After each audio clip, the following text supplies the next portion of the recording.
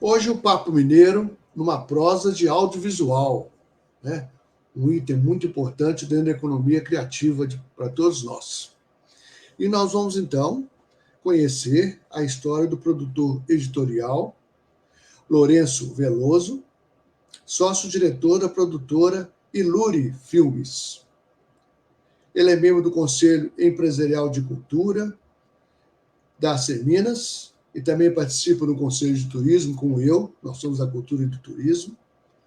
É diretor executivo do Centro de Estudos Cinematográficos de Minas, o SEC-MG, e membro do Conselho Curador do Instituto Humberto Mauro.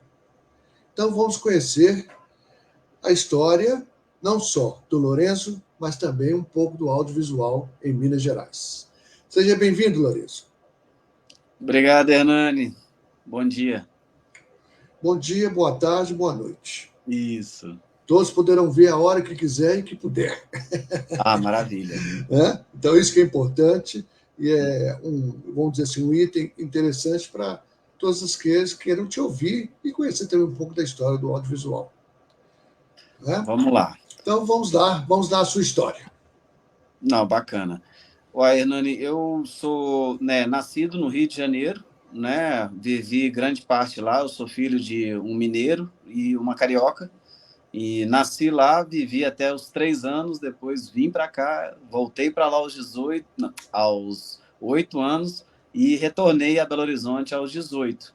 E desde então vivo mais aqui do que na minha própria cidade natal, apesar de ter muitas ligações lá, né? E a minha trajetória, né, inicia, na verdade, em 98, né, quando eu comecei a trabalhar com projetos culturais, né? Uma primeira atividade direcionada, né, ao setor de economia criativa foi um projeto chamado Panorama Mundial do Cinema Independente, né, criado, né, numa iniciativa até do meu pai, Geraldo Veloso, junto a outros, né, colaboradores, né, que formaram uma associação para poder desenvolver esse projeto que era algo inovador na cidade de Belo Horizonte, que era uma proposta, né, de realizar uma mostra de cinema retratando a cinematografia de um determinado país.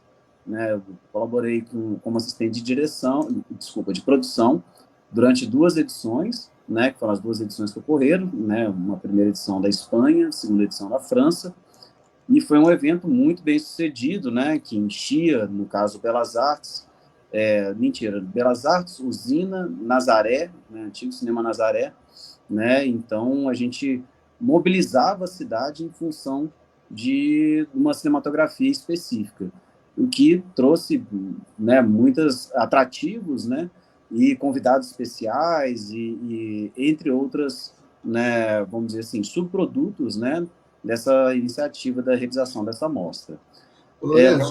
Pois não? Lourenço, te permitir, já que você me deu uma deixa, né? Claro. Você falou que fazia no Belas Artes, no Nazaré, etc.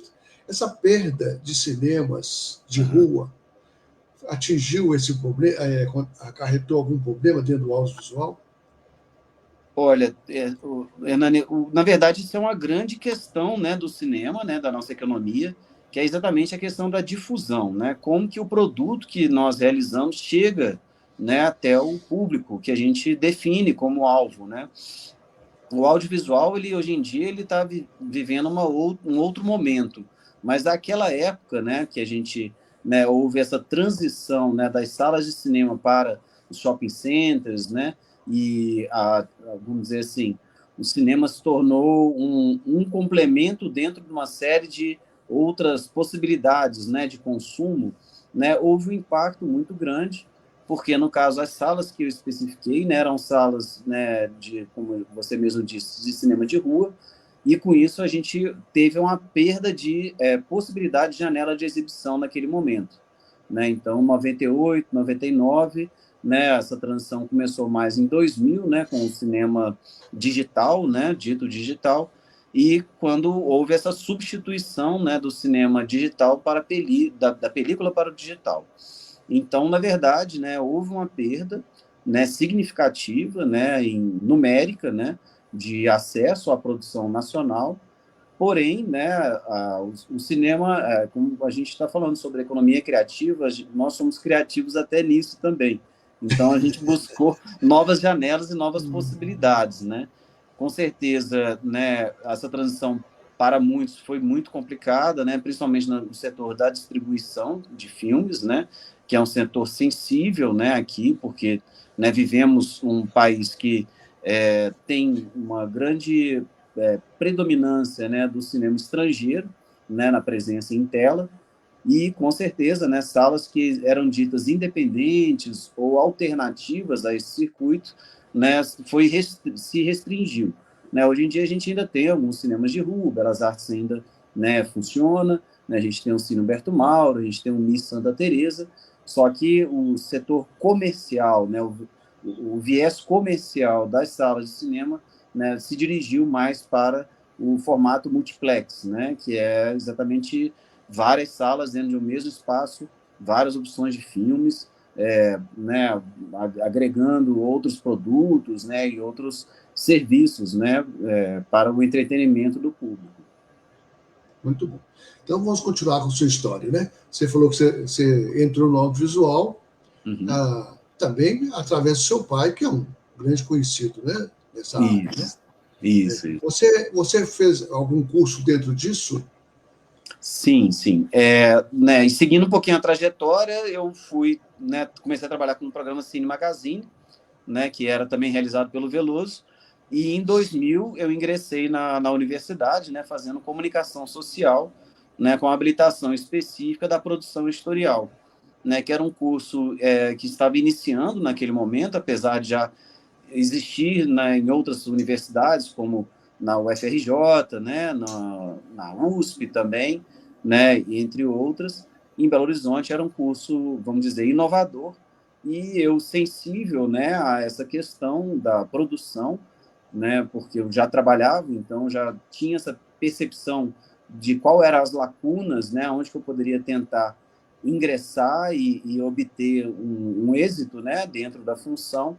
Eu, né, defini que a comunicação, né, social, especificamente na produção editorial, eu poderia me encontrar, né, melhor, principalmente porque eles venderam o curso muito bem, o prospecto, né, na época a gente recebia um caderninho, né, mostrando quais eram, né, os objetivos do curso, a ementa, né, o que a gente ia, né, trabalhar ali. Então a gente estava passando pelo momento dessa transição, né, para o digital, então a gente falava muito em multimídia, né, produção multimídia, e era o grande apelo do curso na época, e o que já também foi desmistificado logo no começo, né, um dos professores que a gente teve, né, o professor Ricardo, ele foi muito interessante, né, e entusiasta do curso, né, ele ajudou muito na questão da criação da ementa, né, do curso, do currículo, da grade curricular, e ele, né, já de cara falou para a gente assim, gente, se vocês acham que produção editorial seguir só o mercado editorial, né, que seria as de publicações, impressas e tudo mais, não, vocês vão ser formados para trabalhar com produção, independente da mídia, né, que é exatamente o suporte midiático, ou vocês podem trabalhar também com evento. Eu lembro muito ele falando assim, vocês podem até colaborar com uma escola de samba, produzir, né, um grande evento. É isso mesmo. Aí eu já, tipo, me ganhou, porque, né, era o meu perfil, né, eu sempre tive muito ligado a isso. A minha mãe é produtora também, né, ela era, na época, né, Beth Altran, no caso, ela era produtora e coordenadora de um centro cultural no Rio de Janeiro, que tinha grande relevância, né? Ela recebia Naná Vasconcelos, Egberto Gismonti, tudo dentro do espaço. Não, desculpa, Egberto Gismonti não.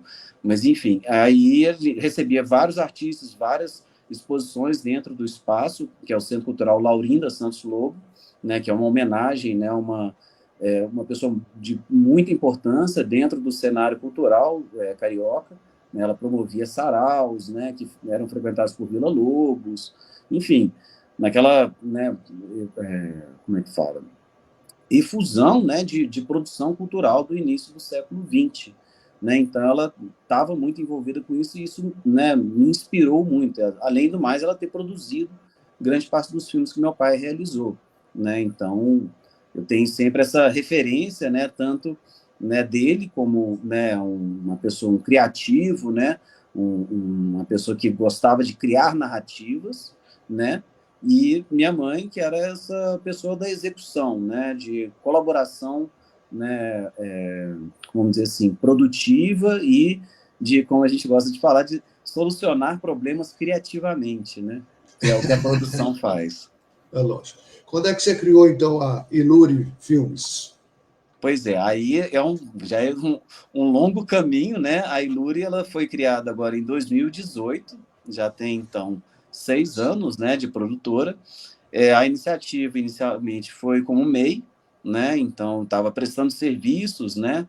Na época, na verdade, eu vou só fazer uma linha do tempo para explicar um pouco a cronologia da minha vida, porque, né, eu formei, né, me envolvi com o Centro de Estudos Cinematográficos, né, dando consultoria e suporte para desenvolvimento de projetos culturais, né, além do festival de curtas que eles faziam na ocasião, e depois segui carreira pela Rede Minas. Né? Na Rede Minas, eles me contrataram inicialmente como editor de imagens, né, que é uma função que eu desenvolvi durante a faculdade, né, né, uma profissão, e logo em seguida eu obtive vamos dizer assim, um acúmulo de função que me trouxe de volta à área de produção dentro do jornalismo. Então, eu fiz produção jornalística, né? E nisso eu produzi o programa Rede Mídia, com o Zé Eduardo Gonçalves, Eliane Machado, né? Produzi o programa Curta, né? Realizando coberturas em 5 anos, eu fiz essa estimativa de cálculo, né? Que eu cobria em torno de 5 festivais, né? Uma cobertura jornalística, né? 5 festivais né, por ano, então cheguei a cobrir cerca de 25 festivais, né? Levamos o programa, né? E a emissora para outras praças, né, dando, né, luz, né, tanto na produção do Rio, São Paulo, né, produção do Nordeste, né, em geral, vamos dizer assim, né, que a gente exibia filmes e cobria os festivais, entrevistando realizadores. Então, com isso, eu conheci muita gente bacana, e logo, né, após a saída da Rede Minas, né, eu comecei a trabalhar também com a Record, né, na minha função de editor de imagens, e logo em seguida fui para uma viagem para a Bolívia, né, onde eu fiquei lá morando 2 anos, né, com a minha companheira, na época, ela fazendo faculdade e eu trabalhando como freelancer, né, na área do audiovisual. Aí lá fiz figuração, produção, câmera, né, consultoria também, né, para projetos, né, governamentais né, de gestão mista, né, no caso que era o programa Amazônia Sem Fogo, né, é um projeto originário do Brasil, que foi para a Bolívia, depois foi para o Equador, e depois cheguei a realizar um longa-metragem como assistente de direção, publicidade, enfim, projeto transmídia, toda uma experiência bem vasta. E voltando, regressando ao Brasil em 2018, em 2017, né, eu retomei as atividades como videomaker aqui, então fazendo muita gravação, né, atendendo a diversos clientes e demandas. E em 2018 eu tive essa oportunidade de retomar como é que fala, formar uma empresa, formalizar, né, e ter a fundação da Iluri. Aí, então, eu comecei como MEI, atendendo a colégio, né? No caso, o Colégio Santo Agostinho, eu trabalhava com eles numa plataforma de ensino à distância, né? Que eles chamavam de reforço às aulas. E, logo em seguida, comecei a atender outros clientes, né? Eu trabalhei com um projeto chamado Conexão Brasil-Senegal, onde eu fui, né, produtor, né, também executivo, né? Colaborei na produção executiva da série e também na montagem, né? E depois, vamos ver.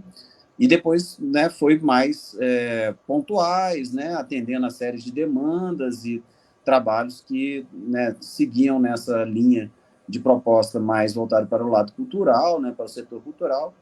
E logo em seguida veio a pandemia, né? Então, Como é que foi o setor na pandemia? Como é que o setor viveu na pandemia? Hernani, foi um momento bem difícil, né? Porque a produção audiovisual demanda que a gente esteja em locais, se desloque, né? Busque espaços para exibição ou busque profissionais, ou seja, é um trabalho que lida muito com o contato, né, direto com as pessoas. Então, a gente já estava meio ensaiando um pouco isso, né? A gente já fazia algumas reuniões virtuais, né? Principalmente quando era clientes fora de Belo Horizonte, né? Que há uma demanda, né, constante, né? De produções, né, externas, né? À nossa cidade e nosso estado. Então, a gente já tinha um pouco dessa experiência, mas veio, assim, como um balde de água fria, né? Porque todo mundo teve que parar tudo, né? Rever todos os processos, né? O setor, né, começou a se adaptar, né? No caso, seguindo as orientações, né, sanitárias, né? De distanciamento, uso de máscara, né? Higienização constante, né? Então, houve essa transição e, ao mesmo tempo, o audiovisual deu uma outra virada, porque, né, a gente começou a produzir mais para as plataformas, né, plataformas como Netflix, Amazon, né, começaram a demandar mais a produção local, né, brasileira, no caso, e com isso a gente deu mais visibilidade a alguns trabalhos, por exemplo, né, os filmes do meu pai foram exibidos, né, em streaming, né, a atividade cineclubística, né, no caso, que é o que o SEC, né, o Centro de Estudos Cinematográficos, que é essa entidade que eu estou ligado, se voltou toda para o setor digital, né, para formato digital. Então, todo mundo teve que se adaptar bem e muita live, muita conversa, que nem a gente está conversando aqui agora, e para o bem e para o mal, né? No começo era muito cansativo, né? Principalmente nós trabalhamos no setor, eu pelo menos era muito crítico, né? Porque a gente escutava mal as pessoas, né? O vídeo era, né, sempre complicado, sofrido, então a gente aguentava pouco tempo ficar conversando muito pela câmera, né? Pela webcam. Mas isso, né, foi melhorando também. Hoje em dia as conexões estão mais rápidas, né? Está mais acessível a internet, né? Então a gente conseguiu passar por esse período, né? E utilizando o audiovisual, muita gente fala que o audiovisual salvou, né? Muita gente dessa questão, né, que foi muito problemático para a saúde mental, né, da população, né? Você ficar isolado, distante de pessoas queridas, né? Eu, por exemplo, morava sozinho, né? Então, assim, foi bem árduo, né? E o audiovisual ajudou a gente muito, né? Eu via 3 filmes por dia, séries, né? Virei um consumidor ávido, né, do cinema e do audiovisual. Muito bom, ótimo, né? E agora nós passamos a pandemia, né? Exato. E aí eu percebo a partir do ano passado que tem um pool de novos vídeos, de novas lives, de novos programas, né? Sim, sim. E, inclusive o meu, né? Nós estamos no 4º ano. Que legal, Nós também somos fruto da pandemia. Né? Nós estamos no 4º ano já. Mais de 400 entrevistas, é uma produção boa de conteúdo. Sim, né? Com certeza. A gente foi descobrindo muita gente inteligente pela Sabinas em geral. Isso, né? isso. Muita gente escondidinha, nós fomos descobrindo essas pessoas todas. Outros já eram conhecidos, mas não tinham contado alguns detalhes da sua própria história. Né? Isso é muito bom, né? Que quebrou um pouco as barreiras, né? As fronteiras se aproximaram, né? As pessoas... a gente está conversando aqui agora, amanhã pode uma pessoa ver esse vídeo lá no Japão, né? A hora que quiser. O programa já vai a quase todos os estados brasileiros, muitos países da América do Sul, vai para o México, vai para os Estados Unidos, Portugal, Espanha, Itália, já vai. Em pequena monta, mas já vai. Então, é para isso mesmo, né? Para mostrar que Minas Gerais tem talentos demais. Né? Apesar que você nasceu no Rio, mas hoje você é um mineiro que trabalha aqui em Minas Gerais e mostra Minas Gerais para o mundo. Né? Isso que é importante. Me conta um pouco do Conselho Curador, do Instituto Humberto Mauro, né? O que reverencia esse instituto? Vamos lá. O Instituto Humberto Mauro é uma associação, né, sem fins lucrativos, que foi criada em 1982, em homenagem ao nosso mestre, Humberto Mauro, né, que, né, um dos primitivos do cinema mineiro, e de Cataguases, né, especificamente de Vargem Grande, enfim, né, num distrito de Cataguases, mas enfim. E a gente, né, no caso, o Veloso, junto com o Vitor Hugo de Almeida, entre outros amigos, se encontraram para, né, criar associação, essa instituição, com o propósito de realizar projetos, né? Eles começaram com o projeto Lanterna Mágica, realizaram também a revista de cinema dentro da Rádio Inconfidência, né? E depois disso fomos seguindo uma série de projetos em parceria com o Centro de Estudos Cinematográficos. O Centro de Estudos Cinematográficos é uma outra instituição que foi criada em 1951, né? E com a propósito, né, de exibir filmes que não entravam no circuito comercial, né, na época, né, os filmes neorrealistas, né, a Nouvelle Vague, posteriormente, e eles acabaram, a partir disso, desenvolvendo, né, uma série de atividades dirigidas à crítica cinematográfica. Então, as duas instituições são irmãs e correlatas, né? Hoje em dia, a gente, né, continua com as instituições, temos projetos apresentados em leis de incentivo, né, nas leis emergenciais, agora que é a Lei Paulo Gustavo, né, espero que em vistas, né, da gente até conseguir benefícios, né, dessa lei, que é um momento também muito importante para nós. Então, o Instituto Humberto Mauro ele foi criado exatamente para criar oportunidades de exibição de filmes, né, de dar acesso ao cinema para o público em geral, né, o público mineiro em geral. Né? Eles chegaram a realizar o Lanterna Mágica em Nova Lima, né, nas periferias de Belo Horizonte, em praças, né, era sempre um cinema acessível e para todos, né? E, curiosamente, dentro do formato da época, que era película 35, 16 milímetros, às vezes. Então, né, muito bacana. E muito interessante e desafiador também, né? Porque se a gente for analisar, né, você deslocar, montar todo um cenário, né, montar toda uma tela, divulgar, né? Então, é um projeto muito interessante que resolvemos retomar agora, né, com essa oportunidade da Lei Paulo Gustavo e estamos em vias de, né, realizar novas exibições aí em Belo Horizonte e cidades, né, próximas aí da capital. Muito interessante isso, Lourenço, porque a gente tem aí para 2030 os Objetivos de Desenvolvimento Sustentável da ONU. Né? Isso. E o entretenimento, o audiovisual, né, a economia criativa está dentro disso. Quer dizer, Isso. algo para que realmente favoreça a humanidade, o ser humano, etc. Né?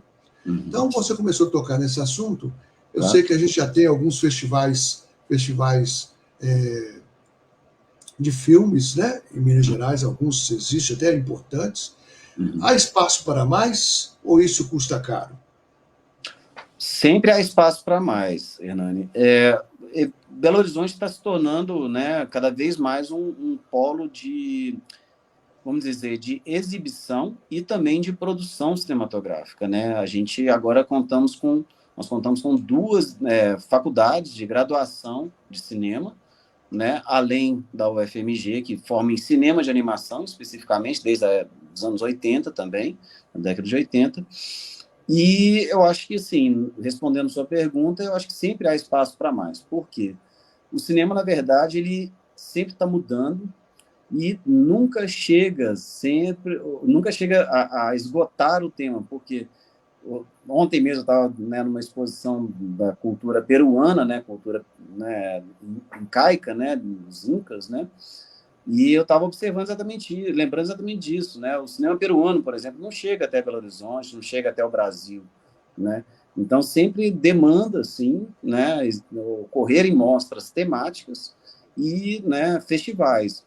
Os festivais, eles têm vários formatos, né, hoje em dia, e Belo Horizonte trabalha muito bem isso, né, a gente tem, né, como é que fala?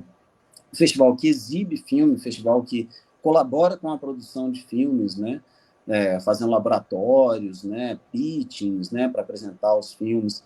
Temos festivais específicos, né, um festival etnográfico, né, dirigido ao documentário. Temos mostras cineclubes também, mais de 30 cineclubes, né, no estado, né, mapeados, né, pelo Conselho Nacional de Cineclubismo, né. Então, a gente tem espaço, eu acho que o custo, né, como você pontuou, não é um custo tão alto, se você for observar o resultado que isso traz e as possibilidades que isso traz também para o setor. né, que eu acho que o mais importante a gente destacar é que o festival é um momento de encontro, o encontro do público com aquela obra, e o encontro do público com o realizador, e o encontro do público com ele mesmo, vamos dizer assim. Né? Às vezes você está ali exibe um filme, discute o filme, e o público entra num processo de colaboração, que é essa dinâmica do cineclubismo, que é uma pessoa fala um aspecto do filme, a outra analisa outro aspecto, e as duas se encontram ou divergem, e há uma complementação na leitura disso. Isso que é o mais interessante desse processo da exibição dentro das salas de cinemas, né? Que é até uma, vamos dizer assim, uma questão que aconteceu a partir dessa... como é que eu poderia pontuar isso? A partir da pandemia, a gente começou a ter muito acesso aos conteúdos e acesso individual, né? A internet traz um mundo, mas ao mesmo tempo te deixa quietinho ali, né? Você pode tanto ficar observando, como você pode buscar interagir com as pessoas. E a exibição em salas de cinema, né? Que é essa questão que eu estou colocando, que é uma retomada que a gente está tendo agora, né? De público, as salas, reativar o interesse do público, reativar o espaço, né, da discussão do filme, dessa movimento, assim, eu chamo até de sociabilização mesmo, né, porque não é somente ver um filme e discutir o filme, é você conhecer outras pessoas, né, sai ali, vai tomar um café, toma uma cerveja, faz amizade, né, enfim, você for puxar o fio aí, você vai ver várias pessoas que formaram equipe, formaram parcerias, né, sociedade, a partir de uma fila de cinema, numa fila de filme, numa fila de festival. Né? Eu uso o exemplo do André Novaes, que ele mesmo se dirigiu a mim e falou, olha, eu conheci um dos meus sócios na fila do Festival de Curtas, né, que fazia voltinha, assim, então era super disputadas as sessões, eu lembro que era maravilhoso a gente ver isso, né, a gente mobilizava 3 salas do Palácio das Artes ali, né, o Juvenal Dias, Sesquiate e o Cine Humberto Mauro, e um salão enorme também, que era um espaço expositivo, para exatamente isso, dedicar ao cinema. Então, a gente estava ali falando sobre mercado, né, exibindo filmes, disponibilizando filmes que não estavam na programação para as pessoas verem em cabine. Então, era um momento bem interessante que resultou em uma série de produtos como esse, né? O ir ao cinema e comer pipoca está no nosso desejo em várias etapas da vida, né? Isso, Mas, exatamente. Lourenço, você como um empresário, um produtor editorial, quais os planos agora para Iluri? Uai, então, a Iluri, né, ela é formada por mim, né, agora estou ME, né, microempreendedor, e, né, optante de simples, né, então muda muita coisa e, ao mesmo tempo, me abre outras possibilidades, né, possibilidades de apresentar projetos para leis de incentivo, né, como produtor, né, produtor cinematográfico, né, e a possibilidade de realizar projetos mais amplos, né, e esse ano agora a gente está, né, desenvolvendo uma série de projetos para, né, que é essa nossa ferramenta de financiamento público, que são as leis de incentivo, são fundamentais, né, hoje em dia tudo que a gente, né, vê de produção e essa profusão de acesso à nossa cultura, a gente deve muito às leis de incentivo, ao financiamento público, né? E a Ilure agora está exatamente nesse ponto de desenvolver projetos, né, atendendo, claro, demandas, né, do setor comercial, né, de empresas, institucional, né, vídeos corporativos, ensino à distância, né, registros videográficos e audiovisuais de eventos, né, que são as lives, né, ou vídeos registro, como a gente chama, né, que é registro comprobatório de que o evento ocorreu, e, né, desenvolvendo projetos como, né, longas-metragens, curtas-metragens, né, atualmente eu estou, né, concluindo as filmagens de um documentário, né, que vai homenagear o Centro de Estudos Cinematográficos e eu gosto muito de falar sobre isso, a capacidade mineira da reflexão crítica, né, que é muito interessante, que é uma referência nacional, né, para quem trabalha na área, que é exatamente isso, a crítica mineira, né? Os mineiros eles se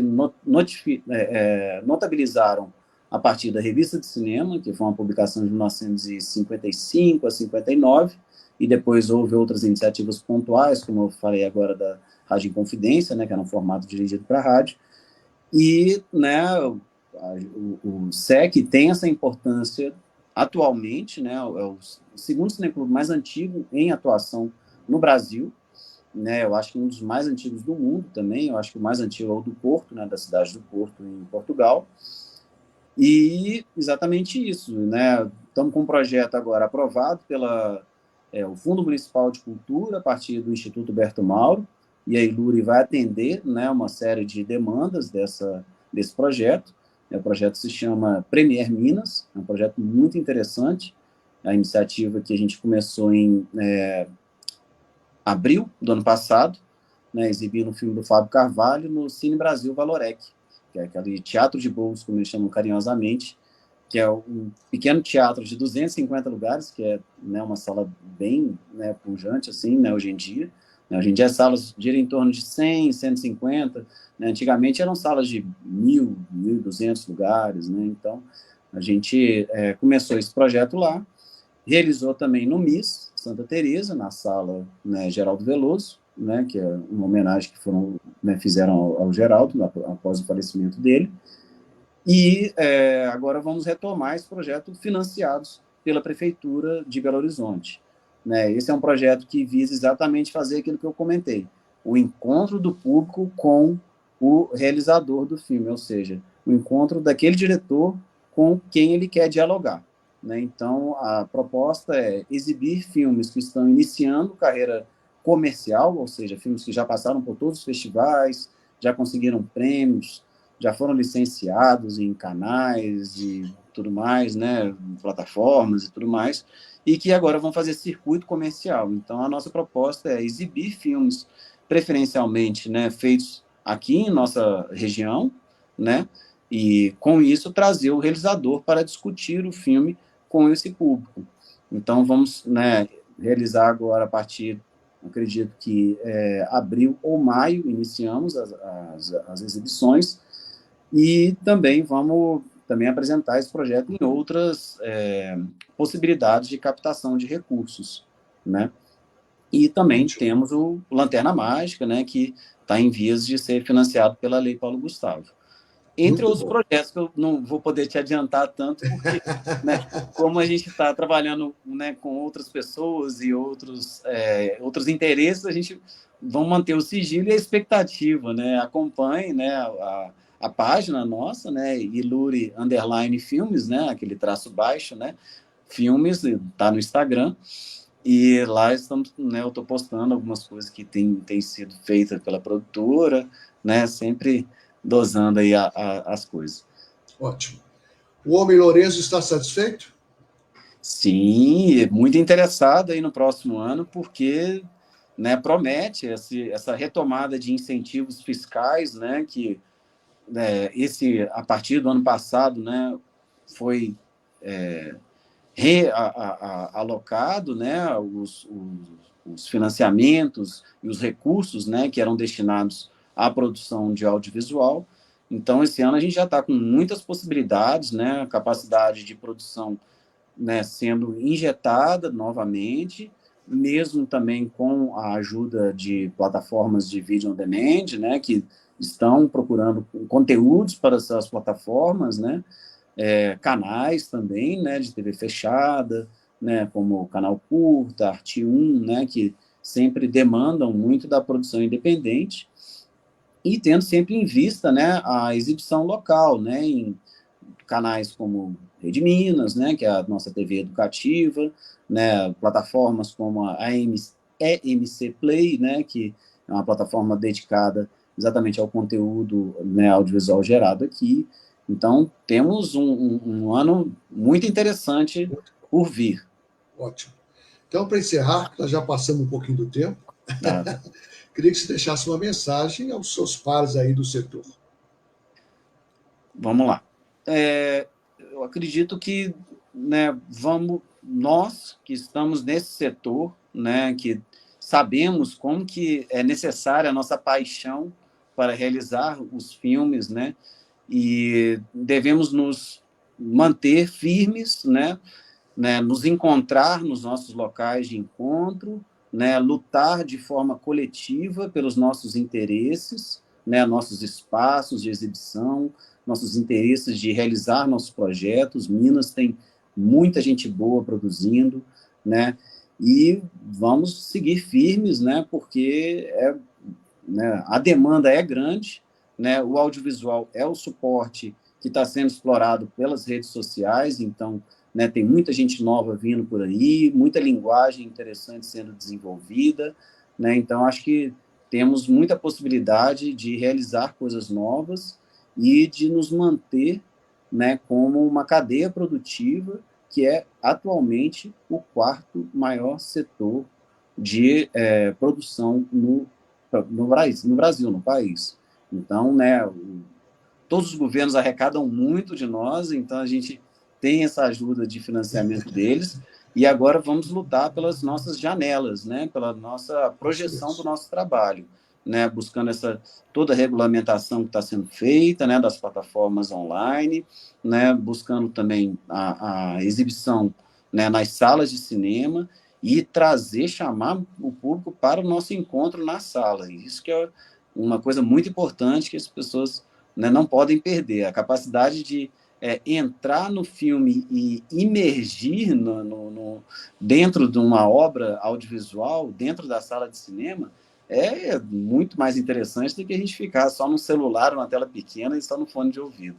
Né? Com todo respeito a quem gosta de, né, ver séries, conteúdos no celular, mas, né, vai lá no cinema para você ver, é muito mais interessante, você sai de lá, discute, a cabeça, né, respira um pouco, você, né, não tem WhatsApp na hora lá, então você, né, concentra na obra, né, e visite, né, frequente os cineclubes, né? Belo Horizonte tem muitos cineclubes, é uma atividade muito interessante e que traz essa possibilidade, essa sociabilização com pessoas que talvez você nunca conversaria.